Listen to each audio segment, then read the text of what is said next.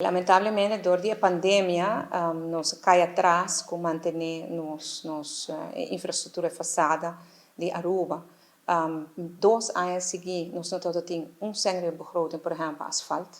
O Ministério entregar o fundo na EI passou social crisis plan, crisis de Covid, enfim, diferentes outras prioridades no momento aí.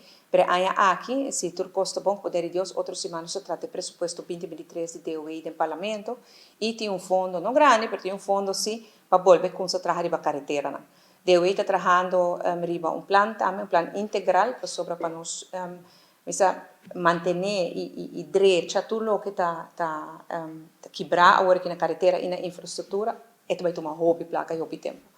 Pero el plan integral que nós trabalhamos não vai partir na pida, então põe prioridade, caminho mesmo põe prioridade. Agora que na infraestrutura vai dar atenção a trove, tem aqui na nós dilante e nós esperamos que o Parlamento aprove o presupuesto que nós portamos fundo na tempo por alocar.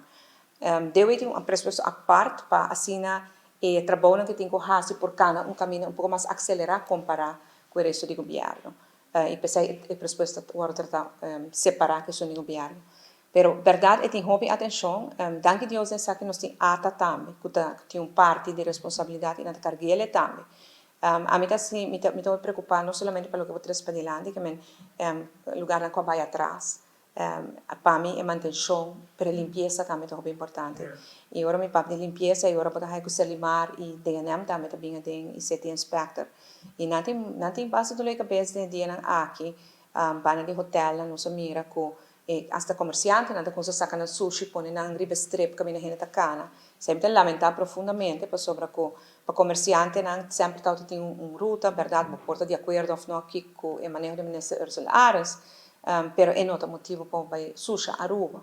De querer com limpeza de Aruba, nós temos para que enfocar mais no budget também. Pero lo que eu penso é verdade, lamentavelmente nossa ministério a pôr prioridade na outro caminho durante a pandemia, agora que nós estamos enfocados nesse outro.